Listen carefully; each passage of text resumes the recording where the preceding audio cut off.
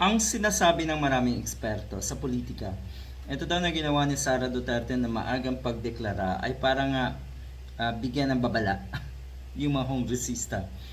Ito daw ay pwedeng sabihin na support or protection niya, inoculation niya. 'Di ba? Para kahit papano daw ay magbago ang isip ng mga pipirma sa impeachment complaint. Sa tingin ko, sa layo pa ng 2028, sa tingin ko hindi ito makaka-apekto sa impeachment complaint. At yung mga kongresista na ang pagkakaalam natin at pagkakakilala natin ay may mga sariling desisyon.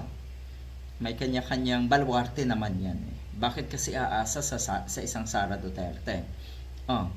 Baka dumating ang pagkakataon na manalo sa Sara Duterte, sige sabihin na natin, paano kung hindi papabor sa kanya ang majority ng Kamara, majority ng mga senador. O doon pa lang, medyo mahihirapan na siya.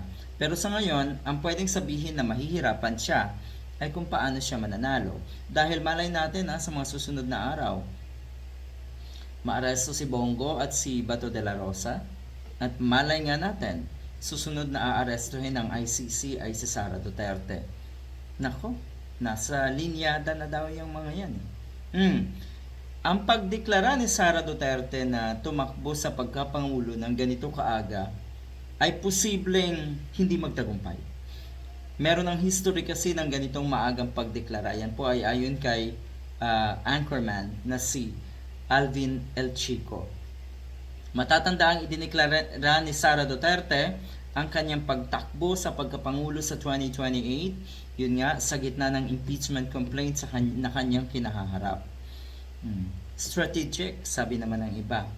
Mukhang ito daw ay pinagplanuhan talaga. Pwedeng sabihin na strategic nga. At magandang plano. Pero tignan natin sa bandang huli.